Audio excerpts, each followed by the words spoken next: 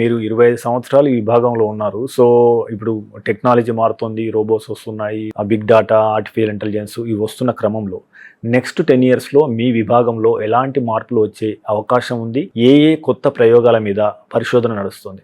Artificial intelligence అయితే ప్రతి medical field కాదు, మొత్తం వరల్డ్ అంతా ఇప్పుడు ఆర్టిఫిషియల్ ఇంటెలిజెన్సే. మా గ్యాస్ట్రోఎంట్రాలజీలో కూడా నేను ఏ జర్నల్ తీసుకున్నా అట్లీస్ట్ ఒకటన్నా ఏఐ గురించి ఉంటుంది, ఆర్టిఫిషియల్ ఇంటెలిజెన్స్ గురించి.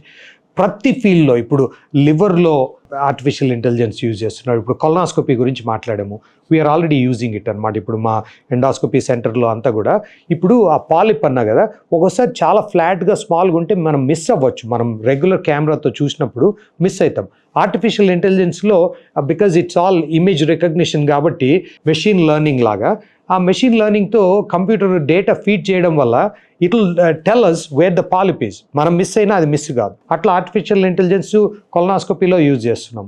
ఇప్పుడు యాసిడ్ రిఫ్లక్స్ ట్రీట్మెంట్ దానికి వాడుతున్నాం, సర్జరీలో వాడుతున్నారు, ఎక్కడ చూసినా ఉంది. ఇప్పుడు మైక్రోబయోమ్ ఆల్రెడీ 20 ఇయర్స్లో ఇంత ప్రోగ్రెస్ అయినాం కదా, ఆ 20 ఇయర్స్ ప్రోగ్రెస్ ఇప్పుడు ఆర్టిఫిషియల్ ఇంటెలిజెన్స్లో నెక్స్ట్ 10 ఇయర్స్లో probably 20-30 years progress probably 5 to 10 ఇయర్స్లో అయిపోతుంది. ఎందుకంటే ఎవ్రీథింగ్ విల్ బి ఫాస్టర్. కాబట్టి చాలా తేడాలు ఉంటాయి. I'm very excited about artificial intelligence. మీరు తీసుకునే అదే మందులు, అదే నాణ్యమైన మందులు మెడ్ ప్లస్ బ్రాండ్స్ పై సగం ధరకే.